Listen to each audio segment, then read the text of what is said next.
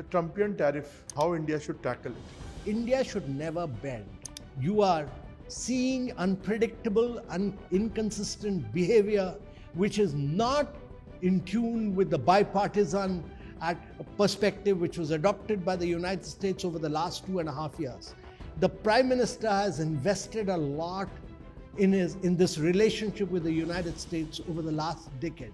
We should look at a long-term perspective and win the game with the United States in the long run. Dilemma for India, maybe, which India is facing right now, the second biggest economy, China, that is also not in great terms with India. Our interest is, instead of importing from China, we should get Chinese to do joint ventures with Indian companies on a minority stake and do manufacturing in India. Key is that how do we take India from a $4 trillion to a $35 trillion economy by the time we become 100?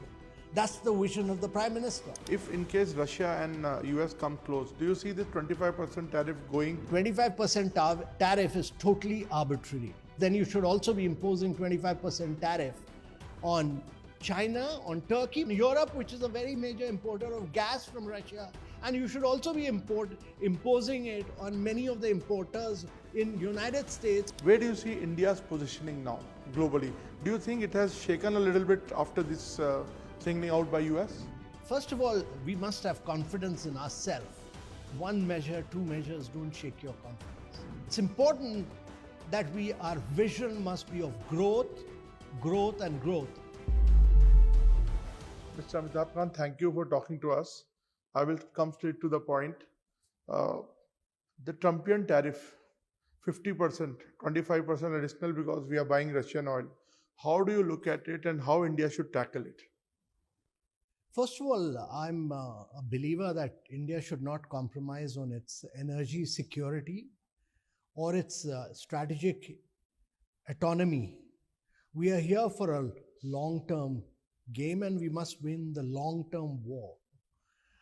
My belief is that we built up a relationship with the United States over 2.5 decades, which was bipartisan in nature.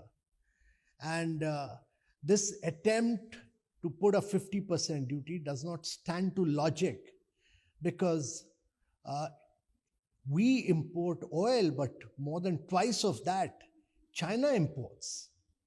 Turkey imports from Russia. And if we do not import from Russia, then we are putting our citizens to great economic hardship. We will take our economy and impact it in a very big manner. And therefore, we should do what is in our national interest, and that is what the government is doing right now. My belief also is that this is a huge opportunity for India. India is being tested and it should galvanize us in a very big way. It's a once-in-a-generation opportunity to carry out very vigorous reforms across the economy. My view is that this is an opportunity which Trump has given us to set our GST, make it far more easy and simple, make your personal taxes very simple, reduce the statutory liquidity ratio so that we allow more credit to flow into our economy, set right our cities which can then become the centers of growth, and to my mind, make yourself a more innovative and research-oriented country and use tourism to drive growth. Tourism is tariff-proof and tourism is a massive opportunity for both growth and job creation. And we should use tourism to penetrate all global markets right now. So some financial think tanks are saying that this may not impact the Indian economy as much. Do you agree with that? So the Goldman Sachs study, which has just been released, shows that actually Trumpian tariff is impacting 68% of the consumers in the United States. It impacts 22% of the importers in United States. and it impacts only 12% of the exporters. That's as far as the United States is concerned. And therefore, it will have long-term implication for the United States in terms of inflation. It'll have implication in terms of slowdown of growth. It'll have implication on unemployment creation and impact the United States economy in the long term. India is also not a very large trading economy as such, and our exports, while from our perspective are big in terms to the United States in some sectors, textiles, leather, etc., but in many other areas, if you look at electronic goods or pharma sector or services sector, these sectors are not getting impacted, and therefore it will have only a very, very minor marginal impact on Indian economy. Sir, another what you said dilemma for India, maybe which India is facing right now, the second biggest economy, China, that is also not in great terms with India right now, although we are the big trading partners. So do you see Indian businesses inclining towards this region, diversifying? We do about 120 billion worth of imports from China. When China had very adverse relationship with Japan, it continued to have very close economic relationship with Japan. China has a very adverse political relationship with Taiwan, yet the biggest investors in China are Taiwan and the Taiwanese businessmen. To my mind, our interest is, and it's in our economic interest, that instead of importing from China, we should get Chinese to do joint ventures with Indian companies on a minority stake and do manufacturing in India. And that will enable India to do both input manufacturing and component manufacturing and accelerate the process of Make in India and accelerate the process of manufacturing in India. And that, to my mind, is a long-term answer to economic growth. The key is that how do we take India from a $4 trillion to a $35 trillion economy by the time we become 100? That's the vision of the Prime Minister. And we need to really provide momentum to growth. We need to grow at 8 to 9% per annum year after year, year after year, year after year. And to my mind, instead of importing, we need to do manufacturing with China in India. That will create jobs in India. Sir, but do you see this as a reality? Because the geopolitical situation is totally different. No, we should make this. The kind of expansionism streak China has, do you think that can go hand in hand? I think we should revisit Press Note 3, as has been recommended by Niti Aayog and some other bodies. And I think we've imposed Press Note 3 at the time of Doklam. Since then, there's been a lot of change in geopolitics, and we should look forward to a collaborative manufacturing partnership with China in India. Sir, how do you see AI impacting by these tariffs? India's AI vision. India is also trying to position itself as an AI hub. So how do you look at it? Will it be impacted? And where do you see the future of this AI revolution or AI ecosystem, as I say? So not merely AI, I think India is attempting to technologically pole vault in a range of areas. We've had the AI mission which is launched, which has moved forward. We are creating our own frontier models, and I'll come to that. But we have also launched the quantum computing mission. We've launched the semiconductor mission. We've launched the green hydrogen mission. And in all these areas, we are trying to technologically move forward very vigorously. But on AI mission, and that to my mind is key, we've built up an open source model for digital public infrastructure already. We should now build up an open source AI model, and I think 4 companies have already been identified for creating sovereign frontier models. And these sovereign frontier models are really the key.